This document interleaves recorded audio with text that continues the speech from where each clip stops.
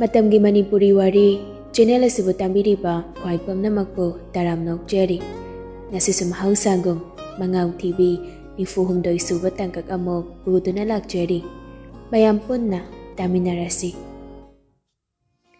Isabellado mayum hek yawarpaga mapi marol hongdokladuna majigi kada changlatlaga majibu halakpa ngairi.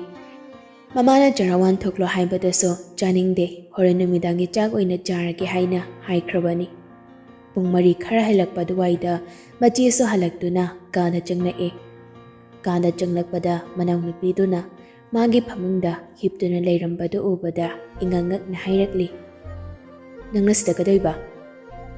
Isabellado hiplambadagi haugatuna phamlaga hairakli. Ji halakpa ngairmini. Helena so chathokluwagi mafidu hongdokpa haurakli. Isabella so ado makhada magtarakli. Je, tamdewa sa taraga piga hongningdabasu aduna hana hongdoje. Mafi honglamba Helena so japleplaga manaw nupiding lagduna. Kaiwana tamdeba. Pido hanamta hongdoabaje. Helena so wa makhatarakri mafidu hongbaloy shinamba laknakri. Hongbado loiraga masu phamung machido da pham tharaklaga hairakli. Kaiwano sat koithoktra sairo. Isabella sa koithokte man haininglibado jara jara haitharai. Chigada nganbaga luhong bahaina bahuraga dangan mana khanjaba pamjaba nungsijaba nupi malaire luhong basudokla sena hairakibado. Manaw nupi wando mapung phana haingringai majisina marak thachilakli. Atokadorba dangan mana nungsijariba nupido atay kanam nati. Akoy renta layribi jingli sananeje. Hairakliba wafamdo Helena masana jingnaduna layramba wafamdo magni. Isabella sumakatarakli. May jingli sana haiba angang mingambisina itininaw di etpasidi okak etpajani. Taway budi dangan mana manong sirise. Jilay sihin biga dunya tabasawan manabagi oyramba suyayda. Helena do asawang bagi sakfam amagaloy na mong handa wahang tawrakli. Nang di wafam say kamdaw na kanglina. Aduga wafam say tasing na jumlaba. Jumlaba ni je. Kanamta na budi harak pa nati. Adubo mo'y maong duda ay nakangmani. Asihai do na ngasay mana kole salakpada tengnarakpa jingsang na jinglay sanay ki ice cream ten balak lamba na jingbal kaya do warili do na kanghali. Wari singdo tauraga sawning bahanjelakli Helena do. Jinglay sana na maram oiraga ma amadi jingsangi luhongbasi kaibani khalubada mahal hingchabigi saklon longding nakli. Damin lay thoke haibaso wakal do da khandri. Isabella so ning sasor asang handoraklaga wado makhatarakli. Je, jinglay sana na nakanam da thamkraga. Dangan may da makhaladi akoy harawpam ditoy. Jilay sin binan laikidraba matungda dangan bay wakalamadi Tamoygi fibamna katay fawasoki haimbasi akoy shulain kanglin. Asukoy basi napimto sa haning lakidam naitom tatuna lakibani. Aduna dangan bay haraw manungay basi amuk halak na bay damag dangan ba madi jinglay sana say tungnahan ba pamaydi. Manaw nupiki wando tambada Helena so konjal karawang na asaw ba mangaloy na hairakli. Isa, nang tokrayari. Isabella do tokte. Tapli wa makatarakli. China nungaramodo udubudi ay sukang. China dangan babo kaya ngimatik nung sijay haibaso nanaw kangjay. Adubulo na tinaloy narakpani na dangan bagi magonso China hena kanglanggan. Amaromda jinglay sanaso ay namaram oiraga mahagi nung sibada kay nakibani. Kaya na batamoy anisay konsenado na haraw tayam na laysay kibado ay di pamiji. Hanadagi kon kan kalakli Helena do. Isa, ay natokray sa Canada na. Handagdi Isabella so wa makatarakri. Pamungdagi kamtado na gadadagi tokri. Helena so sorjaw na hondo na pamhauri pamumdada dumo. Magi asang basi patabang ngamdri.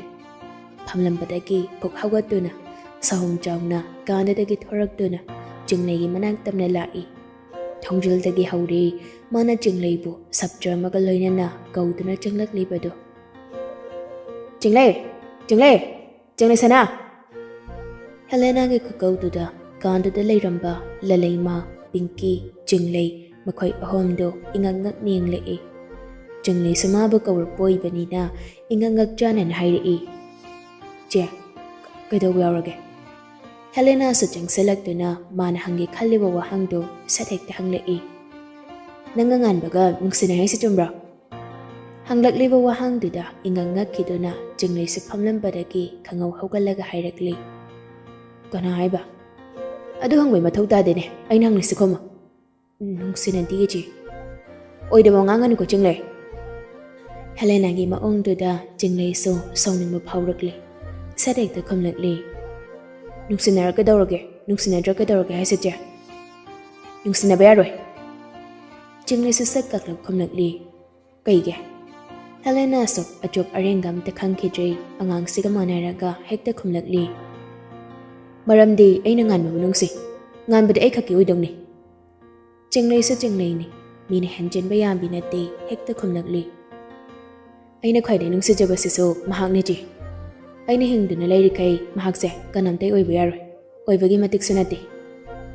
Makhoi anigi maongdu lalaimaga pinkiga su tingak yengduna lay. Helena su angangduda makut kudombiga singladuna. Aina phasan hairingasida nangi khongphamsa yam thunhanto. Junglei nukmi tawduna. Lawai lutondagi hekta laktharakpasibu phasana haiba kawbra. Aduga je. Amabu oiraso aina mahakpodi yamna nungsidaba sungam ngamloi. Phare.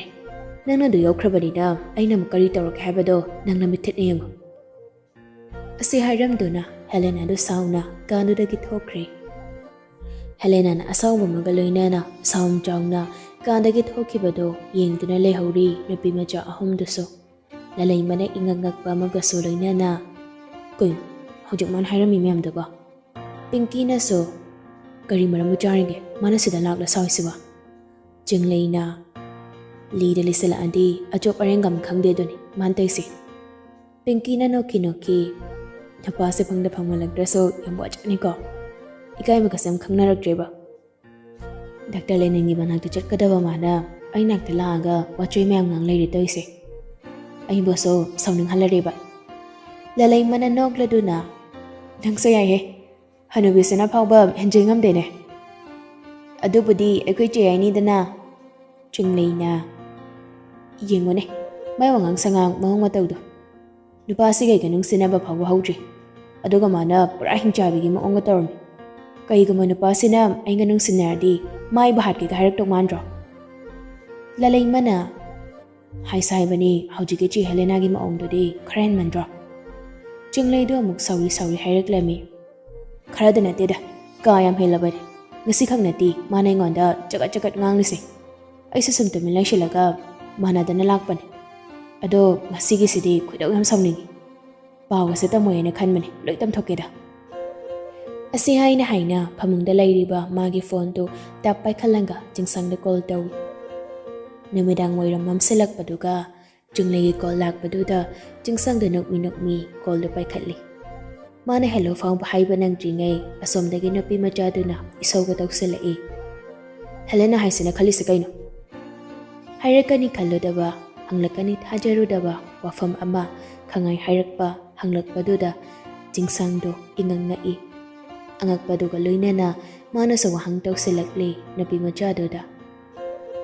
Kadorga sana nangba. Aduga Helena na kay hairaino. Mana ise kakananga punmati na yaroi loina basu yaroi na haini. Hawjukwaida sila anga nangangan baga nungsinabra engonda wahang tawri. Adaina nungsinade haibada oidaba ngangi na chinti haiduna ay mangangnami. Nabi machaduna hairakliba wando nupasiso mamit sukla manatari bani. Junglei so bedrong makadum tarakli. Masinahan basunati mana ingona sumayna sumjagat nganglisi. Adubo isu manabatan na sumlay thokpani. Kakada so ina ngahan kay wafam sitam dabani. Adubo nga sige may maong dudine yam henmali. Puratam tibigi maong dani. Mana ngan manong si ngan badi makaki oy kani kanamtagi oy bayari kay na dapkataw sili. Anda isu sawning man kraduna ay nakwayde nung sijaba so mahagni ay nahingni kay so masi kanamtay oy bayaroy na oy bagi matuk silay tin haikim. Nabi majadogi akon baywan duda Mamit suklamba nupado nokfet tawrakli. Janglay sa akonbagi wasimadi haigi khandabani. Masimadi hairoi damloi haina khanbani. Adubu machindu break phamba nang haudre. Ikaibadu phauribani. Adubu haidokriba wasi soiri haiduna amuk semdoknaba chumthoknabaso hotnarudi.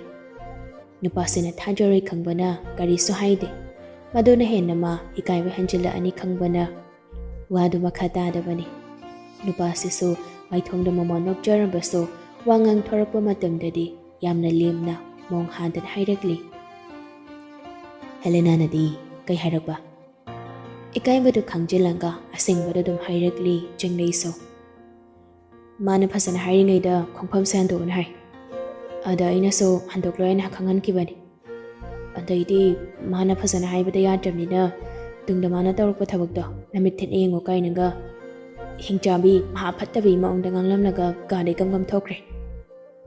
Ngasi Helena na janglida ngangliba sakliba sigumna leisienbigi mafamdaso ngangkibani sakkibani. Adubu leisienbina wafam pumba nupa oiriba jingsangda tamkide. Helena ga manaba tanduna hairakpa khuding hoi haina khumduna lakibani. Adubu leisienbiga janglaigadi manade khenaba kharale. Leisienbina mina jairasu nganglasu tumin leibani. Mangonda lalakpa soirakpa khudingda maadi dum tapthaduna lakbani.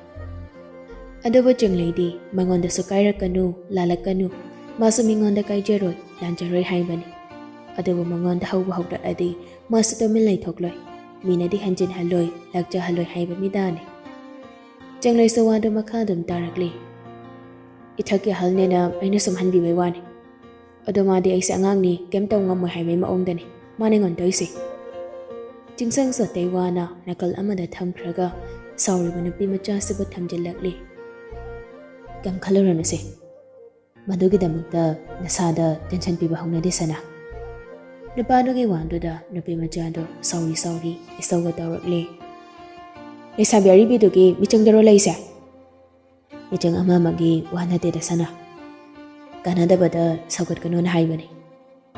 Jinglay samagi machindu kangkri haini hairi khangnakdri thamoida lotuna thamjaba wandaso chumbal yaurakli.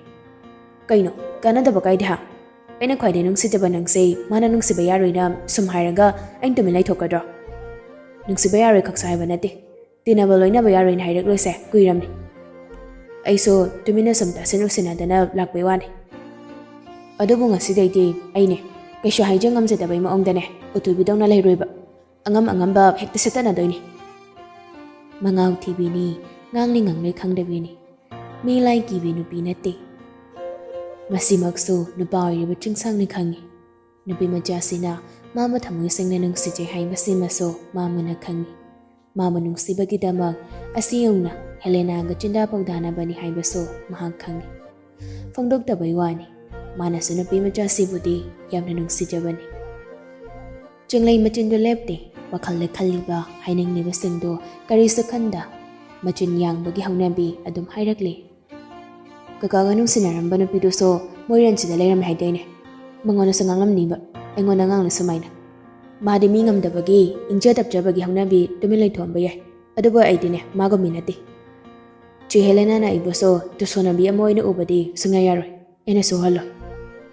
Leisienbi pusalakpadadi jingsangdo sakfam khangon oli. Kanta hauda machindaga sum hairakli.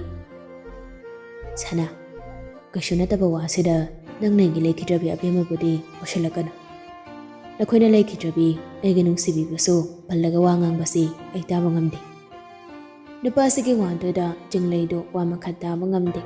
Masa matomta ba phebinina wakhalduda sakhalakli. Haujik phawa nupasina leikidrabi dobo kauba ngamde adum nungsiduna leiri. Nupasina mabo nungsiba natti aiba angangni khanduna minungsikak utibani hainaso matangnoda khalakli. Maba nungsibidaba kanagi maphamdadi man hairiba wasi ka henman khra hainaso khalakli. Kashunatabada mabukni nungsibaso thubinido. Khanjalda tapli hairakli.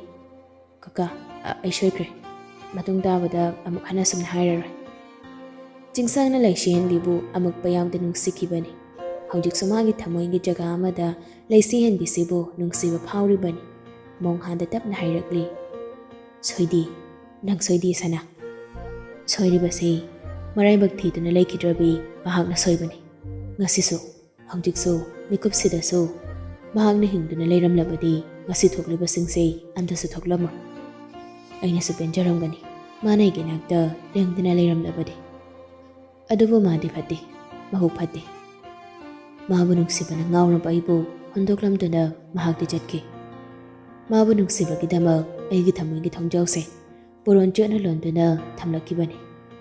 Adubu nupasena hairiba nganglibasingsi jinglei tama ngamlaktri. Aduna nupaduna wa makha tarakri ngai koldu phatkak thaile. Namit irachina machina tapna solakle. Thamoy jetpana tawse ai tasingna kalakjai. Ngai gesu nangi thamoygi thongchauduna puron satuna hanglakpa mikupta. Somla chingsangdo jangleina kol thangkhre khanglabaso man hainingli babadodi makhadum tandun hairi. Adubu matam amada abhemabu nuksibana angawba oiramba aise. Haujikti sananangbu nuksibana ai angawba oiri. Matang jadi khan angawbi tawsi mapan thokhandana aina thambani. Matam kuina puron jetna lonchandana thamlamba aigi thamoygi thongjawsu nangina khotpangna thamoy thongjawgi puronse sattuna aigi thamoyda changlakpagi ayambada aina bikre sana. Haujikti aigi thamoyda nanglei sana. Numedang thangjalaklaba ahingi matam oiraklaba kanduda Helenado teresta karaktuna number amada call tawi. Adubu mana tawriba number do chatri. Adudagi number amada mung tawri. Handaki simadi ring chatli. Adubu call di paikhalakti. Paikhalakti haina tokpanati. Hanjin ni nantaw taw salibado. Ahom nagsubagi ring tatlamday duda call do paikhalai. Asomdagi nupa khonjal lamana. Hello, kana? Helena so develop na khomli. Aini. Nupa no khonjal khara hawtakna. Aini bu kanhano. Number se masa khangde. Natraga number pameta melanga nupa pangwathi bakang budura. Nupa do gi wangang duda Helena sa sawning lami. Aduga asangwa pumbado phatharaduna. Ai Helena ni. Nupa siso Helena haiba mingsita tambada adum khangle. Phone tawrakliba mesakse asumna so hairakli. Nangi number se nangna ka o akhoi mu hana pau phawna bagi mathau tadra haibadoda akhoina sunangi namangwaktada kakhibaduni. Adana masa khangnodre. Nupa sina hairi basigi ona tainabada magi oiba wa oin hairaklami Helena do. Akhoyam do nase. Amadu so aina call tawani adugo chatri. Mahakti laikidaba jahini farakadawre. Hairakliba waduda Helena so inganga I adugo thamoyda yamna nungaitabadi phaude. Nupa do so wama khatarakli. Akhoi pau phawna kidaba jahi mari surakadawre. Aduga kuirebe tungda ngasi tha thajatana akhoi bu ningsingbirakle sibo. Madoi maramdo unaraga sanarasi. Phone da haibadu nungaitre. Kadai do unase haibano. Ai khalakhege aduga kon SMS oina tharage. Mathangi numitni ayoki pung mapal taramdai adwaiduda Helena hoingi thongdalda chingsangi gari do khamlari.